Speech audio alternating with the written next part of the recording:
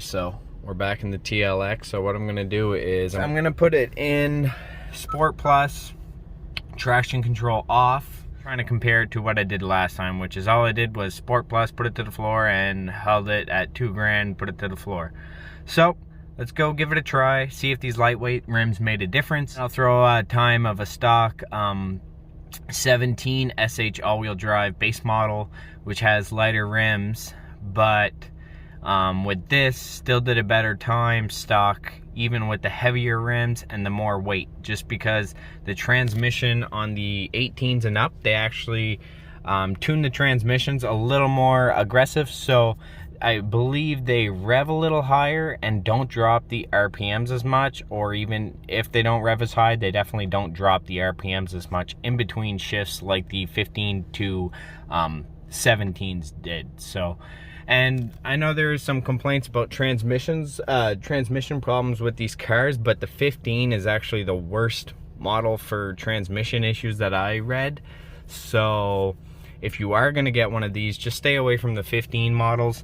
I mean, some people have had good luck with them, but I would stay away from the 15 models if you are going to get one. And I just smeared some stuff. No more smears. But anyways, I believe the front wheel drive is actually a lot quicker off the line, which is weird, but it just has less drivetrain loss and less weight, and it just seems to pick up a lot quicker. This is just, it's heavy and it's got that pedal lag, but apparently you can reset the transmission on these, which I haven't done, just because it says you can reset it to adjust it to how you drive, but really the girlfriend doesn't drive aggressive at all, so I'm not going to reset it and then go drive it aggressively, and then it's going to be all weird for her because she just putts around. I don't think she ever even hits VTEC. So, oh, and I forgot to mention the last time I did this, the oil life was at like 90% and now it's at 30%, so it is due for an oil change soon, so that might have a little effect on it. But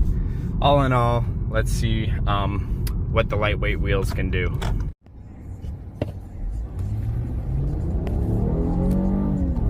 $30, $60,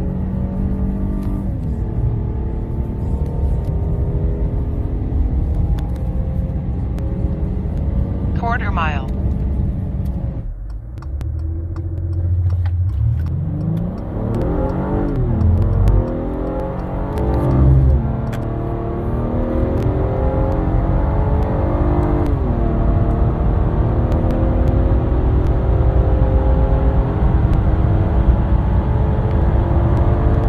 Okay, so this is with the OEM wheels, and pay attention to the DA, negative 914 feet, and the temperature of 37 degrees Fahrenheit.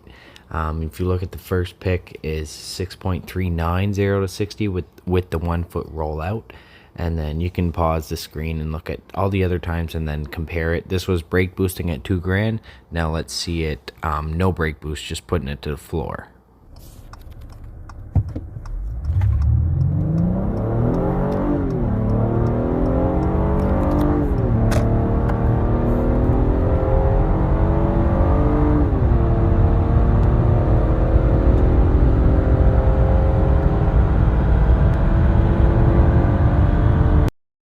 So this was just putting it to the floor, and you can pause this screen and look at the times and compare. The 0 to 60 was invalid for some reason, but everything else was still valid. It's just a negative slope on the 0 to 60 more than the others.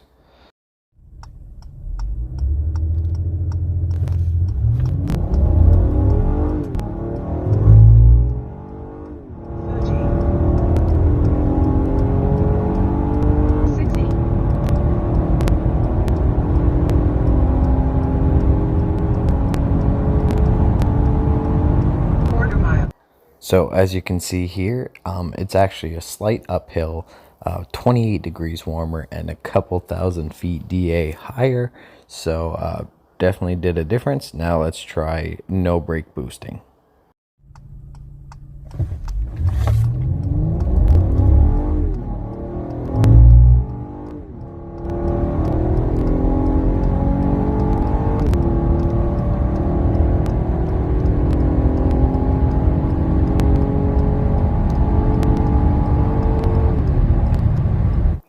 So I had actually forgot traction control on this run, but this was still the best times it did.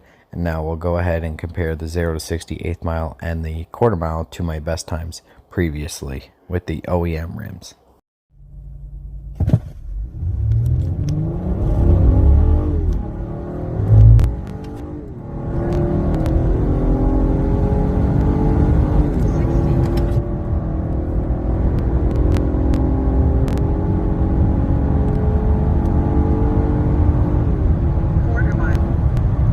As you can see, traction control off, I pretty much got the same time, quarter mile time, but the 0 to 60 was actually a little bit slower, believe it or not, but that could mean anything really.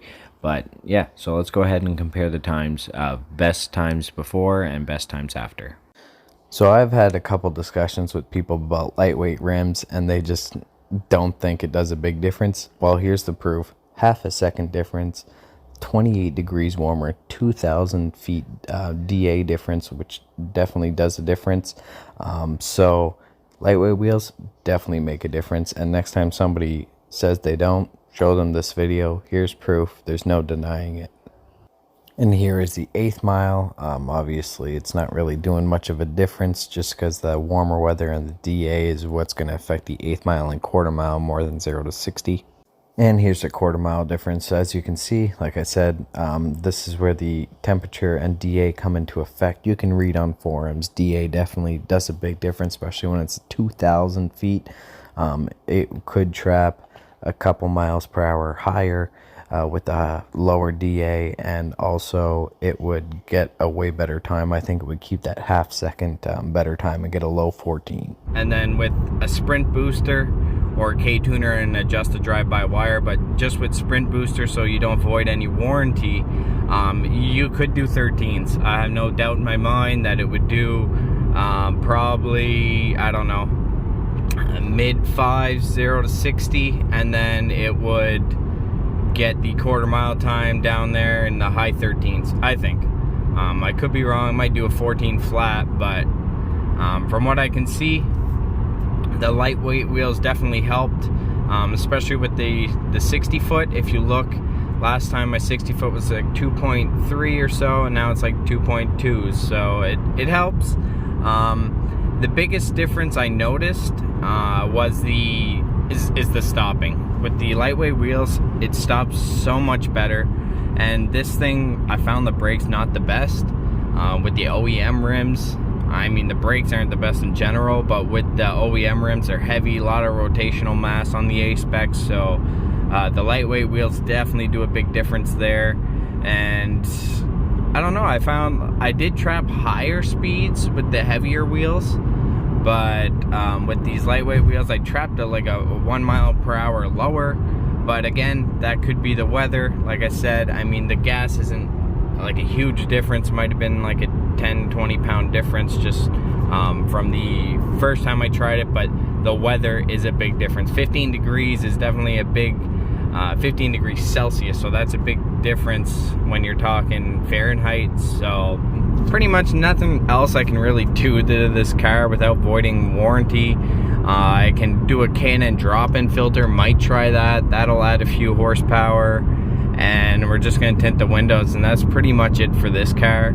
I did a poll what you guys would get: TLX, A-Spec, the IS350 F Sport, Q50, or G70 or Stinger 3.3. So most of you are saying the TLX, but as I already have this, and like after having the 4th gen and spending so much money to try to get it to be fast, it's just, I'd rather just already have a V6 turbo car. So I'm probably going the Q50 or the Kia Stinger or G70 route. So anyways, we'll see when the time comes. I don't want a big car payment, so whatever's the best deal monthly, the cheapest, until I can get my hands on a Type S, that's what I'm gonna do. So anyways, stay tuned by hitting that subscribe button if you haven't already, and I'll see you next time. Thanks, bye.